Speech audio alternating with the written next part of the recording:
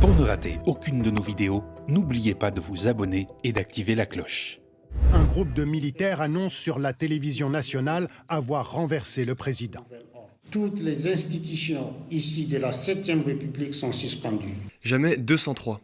Après le Mali et le Burkina Faso, c'est au tour du Niger d'être confronté à un coup d'État militaire. La majorité des citoyens sont circonspects au début des événements, mais lorsque le président de la République française vient commenter la situation, les esprits s'échauffent et un ressentiment post-colonial puissant surgit. Nous sommes également sortis pour dire à ce petit Macron de la France que le Niger nous appartient.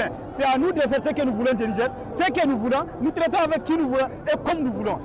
Comment expliquer cette rancœur de très nombreux habitants d'Afrique francophone à l'égard de son ancienne puissance coloniale? La réponse facile serait d'accuser les puissances étrangères comme la Russie avec Wagner ou encore la Chine, mais de fait, ces velléités de s'affranchir de l'emprise de la puissance française sont ancrées dans une histoire, celle de la France-Afrique. Ah, la France-Afrique, cette période après les indépendances où la France exploitait les pays africains avec la complicité des dirigeants qu'elle a mis au pouvoir. On en parle souvent, mais on ne se rend pas toujours compte de la condescendance et de la fourberie de l'État français à l'égard de son précaré. Aujourd'hui, nous vous racontons l'histoire de l'entreprise pétrolière Elf Aquitaine, qui a été une actrice majeure du pillage des peuples africains entre 1967 et le début des années 2000 et son rachat par Total. Suite à la fameuse affaire Elf, où sur 37 personnes suspectées de malversation, 13 ont été condamnés à de la prison ferme. Ce scandale d'État est un exemple, un cas pratique qui donne des clés de compréhension du ressentiment africain envers l'ancien colonisateur. Il nous permet de savoir comment des entreprises comme Elf ont été des bastions du renseignement, comment elles ont garanti une souveraineté énergétique à la France et surtout, quels procédés, tous plus fourbes les uns que les autres, ont été utilisés pour servir les intérêts français. Pour comprendre l'histoire d'Elf, il faut remonter à la Première Guerre mondiale. La Standard Oil, association d'entreprises pétrolières américaines, est responsable de 80% de l'approvisionnement français en pétrole et peut décider de mettre en difficulté les Français quand ils le souhaitent. La France est traumatisée par cet événement et va chercher par la suite à ne plus jamais se retrouver dans une telle situation. La Compagnie française des pétroles, CFP, est créée en 1924 à l'initiative de l'État et a pour rôle d'assurer la stabilité de l'approvisionnement pétrolier français. Le processus d'indépendance énergétique est en marche. En 1945, à la fin de la Seconde Guerre mondiale, le Bureau de recherche des pétroles est créé. Sa mission, établir un programme de recherche national sur le pétrole. C'est Pierre Guillaumat qui est à la tête de ce bureau. Pierre Guillaumat, retenez bien ce nom. Il est au cœur des stratagèmes par lesquels un État français appauvri par 2 conflits mondiaux reconstruira les bases de son indépendance nationale au détriment de la composante africaine de son empire colonial. Premier stratagème. Les dirigeants français tentent de garder les bouts de terre les plus précieux des anciennes colonies, en douce. En effet, en 1956, des gisements importants sont trouvés au Sahara et au Gabon. Une aubaine pour la France. L'État français compte beaucoup sur les gisements de pétrole présents en Algérie. Sauf que vous le savez, en 1962 a lieu l'indépendance de l'Algérie. Nos dirigeants essaient de négocier le Sud, peu peuplé, mais riche en pétrole, en vain. Quand on a commencé à discuter de l'indépendance de l'Algérie en 1962, il y a eu un projet de partage de l'Algérie. On voulait garder le Sud et laisser le Nord aux Algériens, arguant du fait que le Sud était peuplé par des populations différentes, par des Touaregs, et qu'ils n'y avaient jamais mis les pieds, les Algériens du Nord pratiquement. Donc on s'est dit, on va garder le Sud, et puis on va leur laisser le Nord. Quelle condescendance! Vous verrez, ce ton sera récurrent tout au long de l'histoire. Il faut se tourner vers d'autres horizons, et le viseur se déplace logiquement vers l'Afrique subsaharienne, riche en ressources. Pierre Guillaumat, toujours le même, est nommé par le général de Gaulle à la tête de l'UGP, Union Générale des Pétroles, puis à Elf, à sa création, en 1967. Il doit conquérir le marché de la production du pétrole des anciennes colonies récemment devenues indépendantes. Il faut savoir qu'à cette époque, les gaullistes fourmillent au SDEC, le service de renseignement extérieur de la France. Leur mission, assister la société Elf. Elf pour Électricité et Lubrifiants de France. Cette coopération entre des grands espions et Elf est une des fondations du néocolonialisme. Quasiment tous les dirigeants qui sont passés dans la compagnie avaient fait leur classe au SDEC. Second stratagème. Établir des relations très proches avec les dirigeants africains, notamment grâce au réseau Foccart. Jacques Foccart est l'homme de main de De Gaulle. Il obtient le surnom de Monsieur Afrique, l'homme par qui tout passe. Celui qui a le plus d'influence auprès des dirigeants africains, c'est lui. Je ne fais que répéter ce qu'il m'a dit. Quand De Gaulle est revenu au pouvoir en 1958, il a tout de suite rappelé Foccart et il lui a dit « Monsieur Foccart, j'ai besoin de vous, bien mon général. Je vais vous confier une mission qui est celle-ci. Je vais décoloniser parce que c'est comme ça, c'est dans l'air du temps. Donc je décolonise et je voudrais que vous vous en chargiez. Mon général, à vos ordres. Et Foccart, pour ceci, je vais vous donner 2 choses. Je vais vous donner tout l'argent que vous voudrez. Vous n'en référez qu'à moi.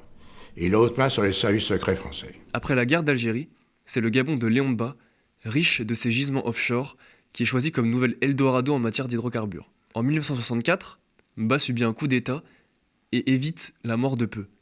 Paris décide de le remettre au pouvoir au nom des accords de coopération. Cette faucheuse de personnes, je l'ai vue de près.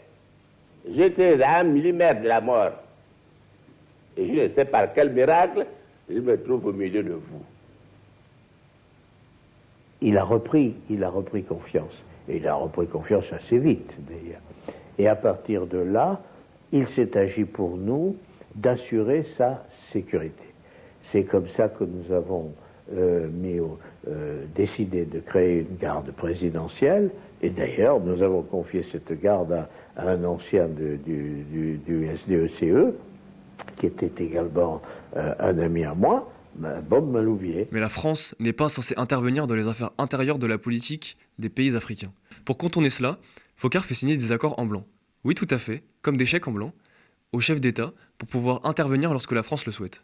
Troisième stratagème, utiliser la puissance des services secrets de la France pour s'inviter sur les scènes politiques locales. Maurice Robert est agent des services secrets de 1954 à 1975, puis patron du service Elf-Afrique au sein du service de documentation extérieure et du contre-espionnage.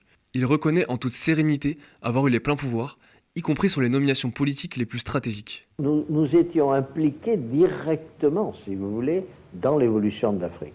Par conséquent, j'avais des pleins pouvoirs, même y compris pour recommander la désignation de certaines personnes françaises et africaines. Vous pourriez être plus spécifique ? C'est-à-dire qu'il m'arrivait de dire à un chef d'État, là, vous avez autour de vous un gars qui ne vaut pas un clou, il faut l'éliminer et je vous conseille de prendre celui-là. C'est vrai que là, nous étions très directifs. Pourquoi les Français sont-ils autant impliqués dans la politique intérieure de ces pays d'Afrique ? Au nom de la religion de la stabilité. Avoir des accords avec des dirigeants amis facilite aussi la négociation de contrats totalement hallucinants qui n'arrangent que l'ancienne puissance coloniale et les intérêts particuliers des présidents africains. D'où l'importance de Foccart et de ses relations très étroites avec tous les présidents africains du précaré. Les dirigeants politiques de la plupart des États africains francophones étaient d'anciens hommes politiques français. Ils avaient été au Parlement, ils avaient été ministres. Et ceux qui n'avaient pas été étaient des collaborateurs de gens qui avaient été ministres. Donc, comme M. Bongo. Oui. Donc, la politique française, c'était leur affaire. Quatrième stratagème, négocier des contrats totalement défavorables pour le pays vendeur avec l'accord de son gouvernement. Sur le volet économique, Elf agit sans aucun scrupule et sans suivre aucune règle. Attardons-nous sur le Congo-Brazzaville où les contrats sont encore plus désavantageux. Il faut savoir que c'est Elf qui fixe les prix du baril brut. En gros, c'est l'acheteur qui décide chez lui à Paris du prix auquel il va acheter ce dont il a besoin. Elf ment à la baisse sur la qualité, donc sur la véritable valeur du baril congolais. C'est ainsi que la compagnie justifie ce qu'on appelle le processus de décote. Quand nous sommes arrivés, la décote était extrêmement lourde. Elle était combien ? 5 $ à peu près. En tout cas, régulièrement. 5 $ sur quoi ? Par baril. D'ailleurs, lorsque les Congolais se penchent sur le sujet, Elf doit directement remonter la valeur et concède implicitement ses mensonges. Comme si cela ne suffisait pas, Elf ment totalement sur ses recettes au Congo. L'entreprise déclare parfois 7000 francs de recettes par semestre. On va faire le gain minimum à la filiale, si vous voulez, pour en faire profiter le maximum les structures centrales. En limitant les gains de la filiale, ouais. Quelles conséquences pour le pays producteur ? C'est que l'impôt est moindre, la recette fiscale est moindre. Et ça joue sur des montants importants ? Oui. Mais où va tout le reste de l'argent ? Dans des entités en Suisse ou en France, afin de pouvoir payer des impôts sur leurs revenus en Occident. Les magouilles ne sont pas terminées. Des employés d'Elf, comme Patrick Gantès, admettent que la compagnie joue de la naïveté des dirigeants des pays producteurs. Si vous voulez, à mon avis, utiliser un peu la naïveté, je dirais, des dirigeants des pays hôtes et producteurs. Mais est-ce vraiment de la naïveté ou est-ce simplement dans l'intérêt personnel des dirigeants des pays producteurs de fermer les yeux sur les pratiques d'Elf ? André Tarallo, le monsieur Afrique d'Elf, détaille un système d'intéressement personnalisé pour les hommes politiques africains, les abonnements. En gros, sur chaque baril de pétrole extrait au Congo, au Gabon ou en Angola, Le chef d'État touche entre 50 cents et $1 du baril, ce qui, à la fin de l'année, représente des millions de dollars. Ce sont des accords secrets, mais de vrais accords, c'est-à-dire des contrats. Donc ça, c'est quelque chose qui se discute entre vous et le président? Oui, parce qu'encore une fois, c'est un contrat. Alors après cela était mis sous forme contractuelle et été signé par les ministres du pétrole, ministres des finances de ces pays-là. Encore une fois, il ne s'agit pas de choses cachées. Il ne s'agit pas d'argent circulant dans des valises. Il faut savoir que tout cela est notifié dans les contrats et que le ministère des Finances français était au courant de tous ces agissements. Il est arrivé que l'administration fiscale soit amenée à constater le versement de commissions et grâce à l'ensemble des éléments qui ont été recueillis par les vérificateurs, on était convaincu qu'une partie de ces commissions rémunérait les services d'agents publics étrangers. En résumé, du charabia pour dire que les ministères savaient tout. 5e stratagème. Empêcher les pays producteurs de mesurer la quantité réelle de pétrole qui sort du territoire. On parle de cargaisons fantômes. Il y a des cargaisons qui sont produites et qui n'ont jamais été officiellement. Voilà. C'est des choses qui sont arrivées, bien sûr, dans le passé, quand les dispositifs de comptage n'étaient pas aussi précis que maintenant. Alors on peut estimer qu'aujourd'hui, les dispositifs de comptage sont précis. Comment concevoir que des bateaux entiers, lourds de plusieurs milliers de tonnes de pétrole, passent inaperçus? 6e stratagème. Financer des coups d'État. En 1991, des opposants de Sassou Nguesso, jugés corrompus, demandent sa démission et réclament un audit d'Elf. Ce mot fait très peur à la compagnie, et on comprend pourquoi. André Milongo est nommé Premier ministre du Congo et ne fait pas les affaires d'Elf, au début en tout cas. Le général Mokoko est financé par Elf d'un montant de 2 millions de francs et tente un coup d'État qui échoue. Je me souviens parfaitement de la texture du sac. C'était un sac écossais. Et ce sac est arrivé, je ne sais plus de quelle façon, jusqu'au bureau du directeur de la filiale. Par contre, ce que je me souviens très bien, nous étions tous en cercle et que tout le monde donnait des coups de pied dans le sac pour le faire sciemment atterrir dans les pieds du directeur de la filiale. Et premier réflexe du directeur de la filiale, c'est qu'est-ce que je vais pouvoir bien en faire? Il était quand même très très ennuyé. Alors qu'est-ce que vous avez fait? Je suppose qu'on l'a remis à la personne qui l'attendait. Combien de sacs comme celui-ci ont été donnés aux leaders politiques, aux militaires africains? Rappelons par ailleurs que lors du coup d'État de Denis Sassou Nguesso contre Pascal Lissouba en 1997, Elf et Taralo sont très fortement soupçonnés d'avoir demandé à l'armée angolaise de venir prêter main forte aux putschistes. C'est la démocratie qui doit l'emporter. 7e stratagème, utiliser les avantages du franc CFA. Pour Lissouba, une cassure a lieu avec la compagnie pétrolière.